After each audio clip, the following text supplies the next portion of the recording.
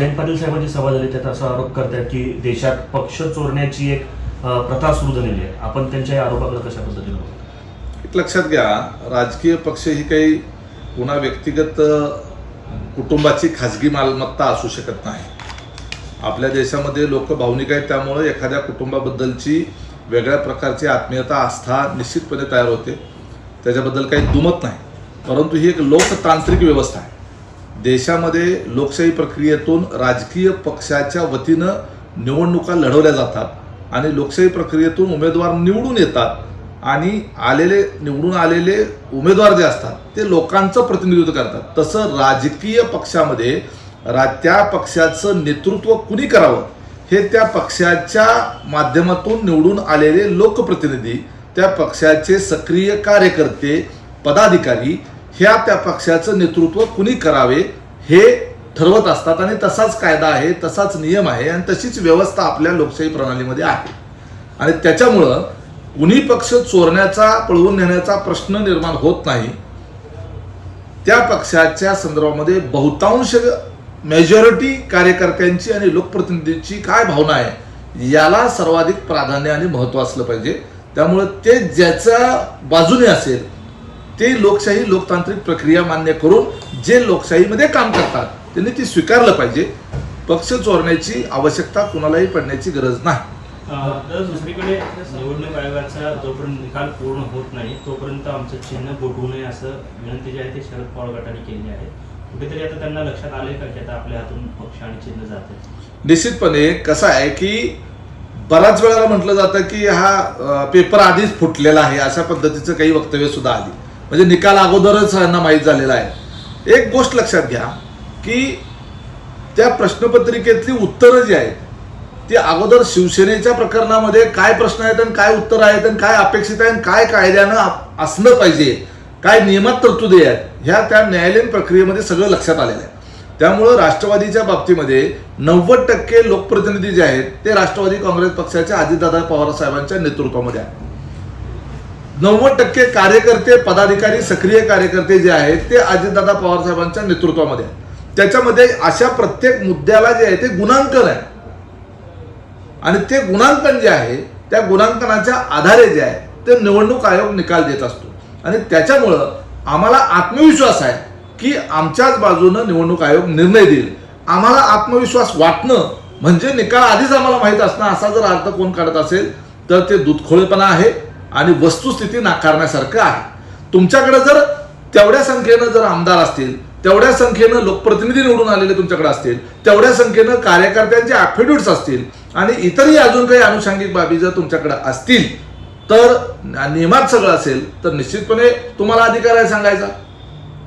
फक्त आमच्याकडं पक्ष स्थापन केला होता किंवा आम्ही पक्ष स्थापन केला होता म्हणून कायमस्वरूपी हयात एखाद्या राजकीय पक्षाच्यावर तशी मालकी प्रस्थापित होत नाही. ही काही खाजगी प्रॉपर्टी नाही.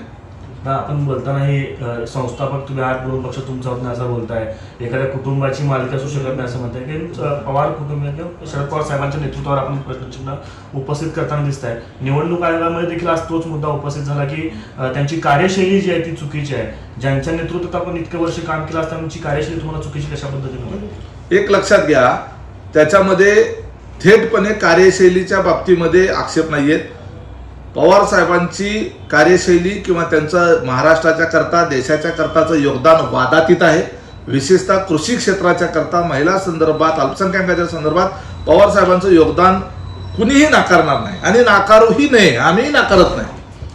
मुद्दा असा आहे की पक्षाचं नेतृत्व पवार साहेबांच्याकडे असतानाच्या काळामध्ये विचारधारेच्या मुद्द्यावर जे आज प्रश्न उपस्थित केले जातात, आम्हाला भारतीय जनता पार्टीची विचारधारा मान्य नाही म्हणून आम्ही त्यांच्यासोबत जात नाही किंवा त्या जाण्याला आक्षेप जो मानला जातो, त्याच्यामध्ये एक गोष्ट लक्षात घेतली पाहिजे. 2014 साली ना ईडी होतं, ना सीबीआय होतं, ना कुठल्या चौकशा होत्या.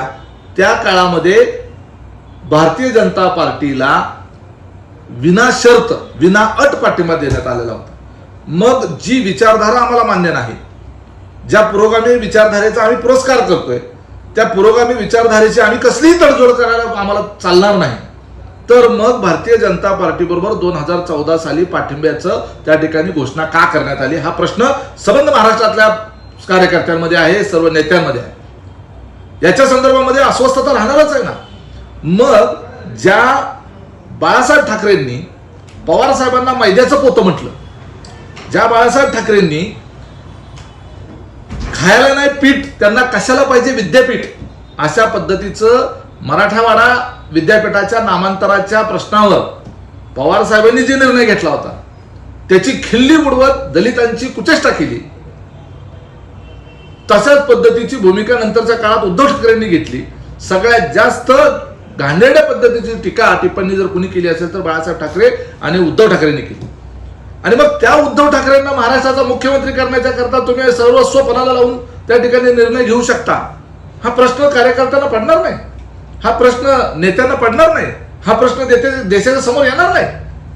त्यामुळे याची उत्तरं न देता आज असं म्हणणं की अजितदादांनी आणि त्यांच्या सोबत आलेल्या सर्व सहकाऱ्यांनी भारतीय जनता पार्टी बरोबर जाऊन विचारधारेची प्रतारणा केली, ही म्हणण्याचा नैतिक अधिकार कुणालाही नाही.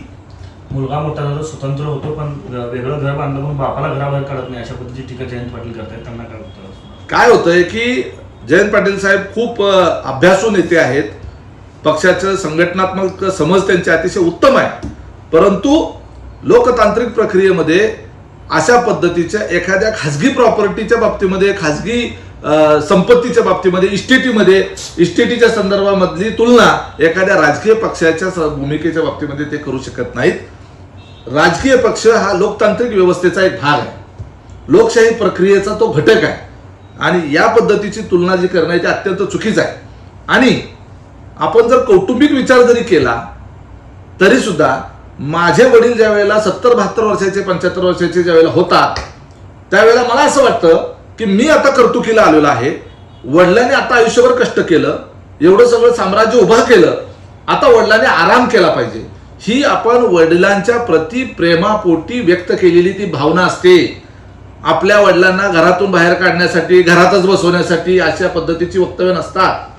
तुम्ही कुठल्या दृष्टिकोनातून त्या वक्तव्याकडे बघता हे महत्वाचं आहे. तुम्ही कलुषित दृष्टिकोनातून बघितलं तर तुम्हाला वडिलांना घरातून बाहेर काढणं किंवा घरातच बसवणं अशा अँगलनं तुम्ही बघू शकता. आणि जर तुम्ही सरळ दृष्टिकोनातून बघितलं, कौटुंबिक दृष्टिकोनातून बघितलं, तर आपल्या वडिलांनी आता या उतारवयामध्ये आजारपणाच्या काळामध्ये आराम करावा, स्वतःच्या तब्येतीकडे लक्ष द्यावं असं वाटणं हे कुठल्याही कुटुंबामधल्या सदृढ कुटुंब व्यवस्थेचं लक्षण आहे. पवार साहेब असतील, उद्धव ठाकरे आणि राहुल गांधी या तिघांनाही सहानुभूतीची लाट आहे. त्यामुळे 2024ला राज्यात आणि केंद्रात महाविकास आघाडी आणि इंडिया आघाडीची सत्ता येईल असं म्हणतायत जयंत पाटील. कशाबद्दलची सहानुभूतीची लाट तयार होईल, कशाबद्दल होईल? महाराष्ट्रातल्या जनतेच्या मनामध्ये ज्या काही प्रश्न निर्माण झालेले आहेत त्याची उत्तरं न घेताच सहानुभूतीची लाट निर्माण होईल. महाराष्ट्राच्या जनतेला 2014 साली भारतीय जनता पार्टी बरोबर काय गेलं ह्याचं उत्तर नाही द्यायचं.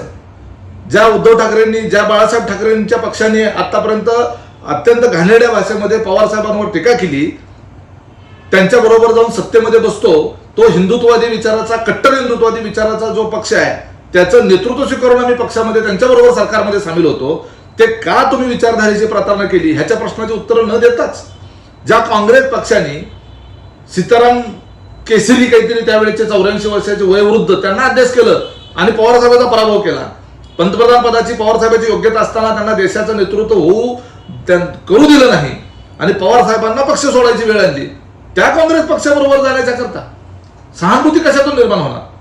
जर त्या पद्धतीची सहानुभूती जर निर्माण व्हायचीच असेल तर ती सहानुभूती अजितदादांच्या बाबतीत होईल. मध्यंतरी मी म्हणालो होतो की राष्ट्रवादी काँग्रेस पक्ष हा राष्ट्रीय पक्ष म्हणून आम्ही त्या ठिकाणी मान्य करतो, परंतु राष्ट्रीय म्हणून देशाच्या आणि इतर राज्यांमध्ये एवढंच काय, दिल्लीमध्ये सुद्धा आमचा पक्ष एक नगरसेवक निवडून आणू शकला नाही. देश पातळीवरचं नेतृत्व करण्याची क्षमता असणारे अनेक लोक आमच्याकडे पक्षात असताना ते सगळे महाराष्ट्रातच स्वतःला व्यस्त करून घेत राहिले. एकटे अजित पवार महाराष्ट्र सांभाळायला सक्षम होते. अजितदादांनी महाराष्ट्रामध्ये पक्ष वाढवायला कसलीही कसूर केली नसती, परंतु सगळेच लोक या ठिकाणी एकत्रित येऊन त्यांनी त्यांचा वेळ इथं दिल्यामुळं उलट नुकसान झालंय असं माझं स्पष्ट मत आहे. त्यामुळं निश्चितपणे या बाबतीमधली सहानुभूती मिळाली तर ती अजितदादांच्याच पाठीशी उभं राहील, कारण अजितदादांवर पक्षांतर्गत अन्याय झाला. Like, subscribe, click on the bell.